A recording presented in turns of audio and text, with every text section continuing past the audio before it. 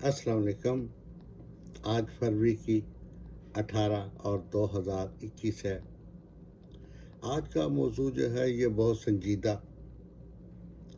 और बहुत ही सेंसिटिव है। तो इस पे बात करने के लिए थोड़ा वक्त दरकार होगा, लिहाजा मैंने सोचा कि चंद नशिस्तों में ये बात कर ली जाए तो बेहतर होगा, ताकि आप भी ज़्यादा वक्त नहीं निकाल सकते और मैं भी शायद। तो अब बात यह है कि तकरीबन 10 मिनट रोज़ जितनी देर ये मौजू मेरे जेन में है इसका कि कैसे ये सेटअप जो है उसको अच्छा किया जा सकता है, उसके लिए 10 मिनट रोज़ मैं आपसे बात किया करूँगा। तो आप प्लीज़ ये जो मसला है इसको नहायत संजीदगी से तमाम पहलुओं से, इंसानी, दुनियावी, दीनी, इस्लामी और जो है बैन अवी तौर पे जो कहते हैं कि हकूक़ जो है इंसानियत के, इंसानों के, उनके मद्देनज़र रखते हुए इस पर गौर करें। और फिर एंड पे आपसे मैं आपके ख्यालात पूछूंगा कि आप किस हद तक मुझसे मुतफिक हैं या आप कोई और बेहतर बात जानते हैं। तो चंद रोज़ कबल इलेक्ट्रॉनिक मीडिया के ज़रिए मुझे पता चला कि पाकिस्तान के कोई नौनहार बरहदार मुसलमान ने ये बात हुकूमत के नोटिस में लाई है कि पाकिस्तान में जो बूढ़े पेंशनर हैं वो एक बहुत बड़ा बोझ है हुकूमत के सरकारी ख़जाने पे। आज तक हम तो ये समझते आए थे कि ये जो बुज़ुर्ग पेंशनर हैं इन्होंने अपनी तमाम उम्र बचपन यानी कि लड़कपन से लेकर बुढ़ापे तक आवाम की खिदमत के लिए एक महकमे में काम किया, तो ये तो हमारा सरमाया है। मगर ये जो हज़रत हैं जिन्होंने ये तजवीज़ दी होगी, उनकी नज़र में ये मुल्की ख़जाने पे बोझ है। हो सकता है ये आइडिया उनको अपने घर के हालात से मिला हो, जहाँ उनके वालिदैन उनके ज़मीर पे और आमदन पे बोझ हों। तो उन्होंने सोचा कि घर पे तो मेरा बस नहीं चलता, लेकिन पूरे पाकिस्तान में अगर ये जो बुज़ुर्ग है इनका तो तैया पांचा कर दूँ मैं। अब बात यहाँ पे ख़त्म नहीं होती। अगर आप देखें तो आज के जो पेंशनर हज़रात हैं, जब वो नौकर मुलाजमत उन्होंने इख्तियार की होगी तो उस वक़्त एज लिमिट थी 18 साल से 25 साल। यानी जिसने गवर्नमेंट में आना है, हुकूमत के महकमा में काम करना, उसे 18 से 25। अगर 25-26 हो गया तो वो हुआ MA पास, जो कुछ भी हो उसे सरकारी नौकरी नहीं मिलती थी, फिर उसे प्राइवेट ही जॉब करनी।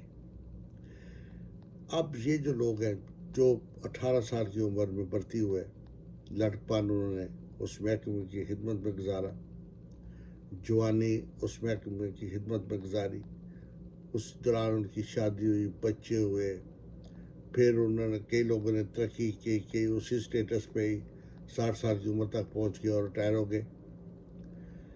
अब इन लोगों से जब भी बात होती है तो उनसे मैं पूछता हूँ कि आपने सरकारी नौकरी क्यों इख्तियार की, जब मैं इसमें तनख्वाह कम थी, तकलीफ ज़्यादा थी, posting, transfer, officer, yes sir yes sir. तो वो एक ही बात कहते थे कि हमारे ज़हन में, दिल में ये है कि हम लड़कपन, जवानी और बुढ़ापे का अवाइल जो है पीरियड वो तो हम गुजार लेंगे, लेकिन जब हमारे पास करने के कुछ नहीं होगा, हमें किसी और काम का सिवाय नौकरी तजर्बा नहीं होगा, 60 साल की उम्र होगी, बच्चे जवान अपने अपने घरों को चले गए होंगे और हमारे पास कोई और ज़रिया माश नहीं होगा, तो जो पेंशन हमें मिलेगी उससे हम अपनी ज़िंदगी का बकाया हिस्सा आराम से गुजारेंगे। अगर इन लोगों को आज इनकी पेंशन बंद कर दी जाए तो उनको कहे कि ये लो आप 10-10 लाख ले लो, 12-12 लाख ले जाओ, काम कर लो, तो ये बेचारे क्या करेंगे?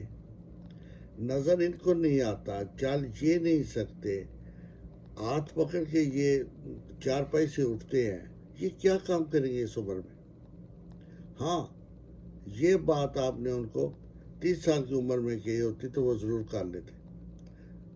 40 سال کی عمر میں بھی آپ نے کہی ہوتی کہ یہ لو 20 لاکھ ہو جاؤ کام کر لو.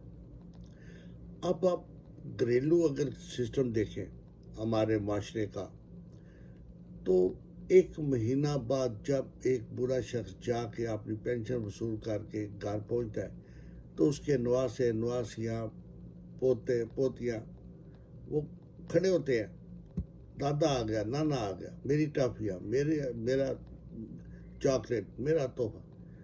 تو وہ دادا جی ان کو بانٹ کے آرام سے اپنا خرچہ رکھ کے ایک ماں کے لیے اپنی اور بیگم کی زندگی میں آسائش و آرام سے آخری لمحات گزارنے کے قابل ہوتے ہیں.